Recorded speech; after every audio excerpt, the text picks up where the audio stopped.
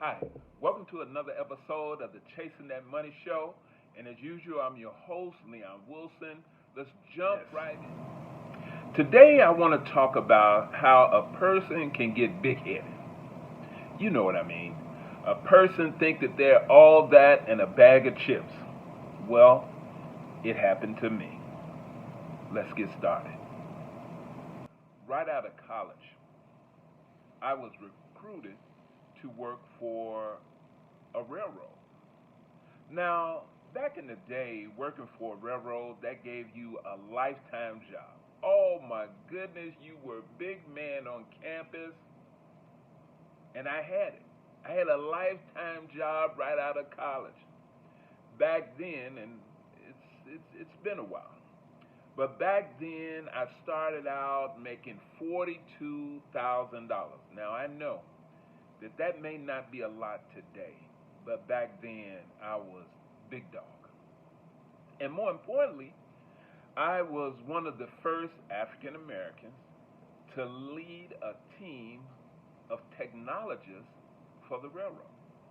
I was a signalman that led a team. Now I was new, and of course I was being trained, and I loved it. I loved being outside. I loved being in the fresh air when it was nice outside. When it rained, snowed, storms, lightning, I didn't really care for that too much. But anyway, I'm getting paid. And a matter of fact, I was so fired up that I thought to myself, if getting my degree allowed me to move in this position, what if I go back to school? So I reached out to the railroad, and they told me that they have a school reimbursement program. Oh my goodness. Oh my goodness. My training is in IT. I actually always wanted to go back because I wanted to take technical management training as part of my leadership goals. So I went back to school. Let me just say that working for the railroad, especially in the summer times, was 12 to 14 hours a day, grueling hours. Added with that, I went back to school, but I had to go back to school part-time. So when I got off work, and the school was downtown, I had to run downtown, go to school, get out of school 12:30, 1 o'clock in the morning. Well, I had to be at work at 7. Needless to say, it was one of the most challenging things I've ever done. Well, a few months went by, about 4 months, and I needed to get a check from the railroad to help me go ahead and pay my tuition. Remember, I'm on the school reimbursement program, so I need to go and get this check. I also want to add that I am living a life. That 42,000, it goes a long way when you're used to making pennies. And so, new car, my wife didn't have to work, raise the kids. My kids were involved in every single activity. We were able to go places, had a nice savings in the bank, so on and so forth. I go to my manager and I said, well, I need the reimbursement check. And he said, what check?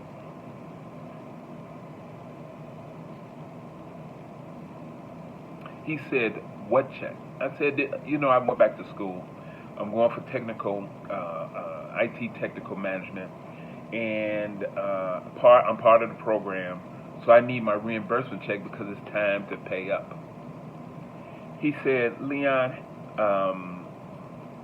unfortunately, we're not going to be able to reimburse you for that because it's not, the way we look at it, it's not directly related to what you're going to do here.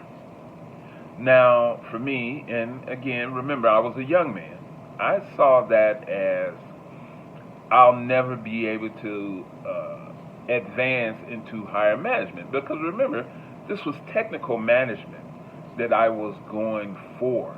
And then he told me that I wouldn't be able to have a position like that with the railroad. Well, I was extremely upset. I mean, I was furious. I'm first of all, I'm exhausted. I'm exhausted for working all these hours, and then for him to say that to me to my face, I felt disrespected. And because I felt disrespected, I was angry. And so I did the only thing that I thought to do. I quit. I quit on the spot. I don't want to work here. You lied to me. I'm going to school at night. I'm working all these hours, and now you can't reimburse me. I quit. And I walked out. And I felt good when I walked out because I felt like I was doing the right thing and I was disrespected. And I got in my car and I drove home. But during that ride home, I started to think. I started to think about I got a car note. I got a rent payment. My wife doesn't work. I just quit. I can't get unemployment. This was on a Friday. Kids got programs coming up. They have trips coming up. And I quit. It was the dumbest thing and the smartest thing that I've ever done. It was wrong. It was wrong. It put my whole family in a precarious situation. And it was extremely selfish of me to do that. I mean, quitting was probably the right thing to do, but not then and there. I needed to quit on my own terms. Quit after I had moneyed up and found another position. Then you quit. That's how you do that. It was a huge mistake. And by the time I got home, I was furious with myself. I was calling myself all types of names. And then I had to go in and tell my wife. Wow. That was rough.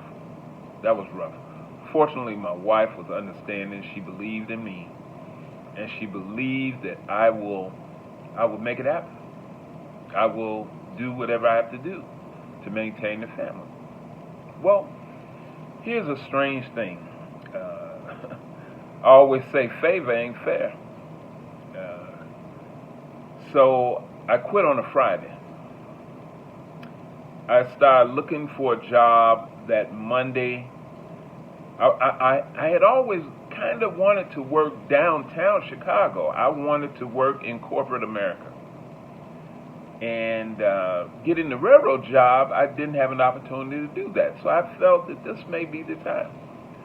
Well, I started looking up for a job on Tuesday. That Wednesday, I started working a brand new job, making about the same amount of money, inside year-round air conditioning and heat, dressed nice every day. So it was a blessing in disguise.